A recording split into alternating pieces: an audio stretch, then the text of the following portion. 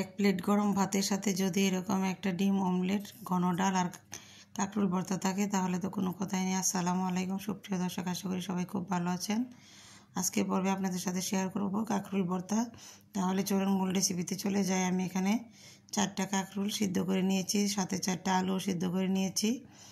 কাঁকরোলগুলো যেহেতু বাতি হয়ে গেছে, তার এই ভিতরে বিচিগুলোও একটু শক্ত হয়ে গিয়েছে, তাই আমি কাঁকরোলের বিচিগুলো আলাদা করে নিচ্ছি।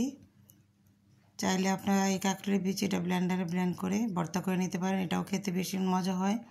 আমি এখানে কয়েকটি শুকনো মরিচ ভেজে নিয়েছি, আর নিয়েছি ধনেপাতা কুচি করে কেটে, আর 2টা পেঁয়াজ কুচি করে কেটে নিয়েছি।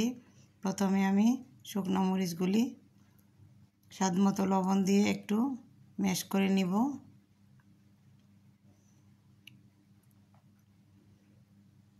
এখন আমি পেঁয়াজ কুচি মিশিয়ে দিচ্ছি।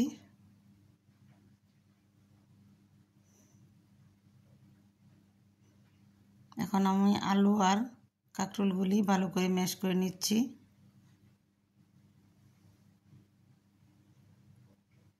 আমার আলু আর কাঁকরোল ম্যাশ করা হয়ে গিয়েছে।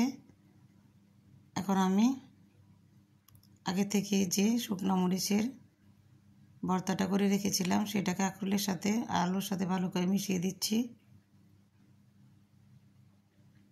এখন দিয়ে দিচ্ছি ধনেপাতা কুচি,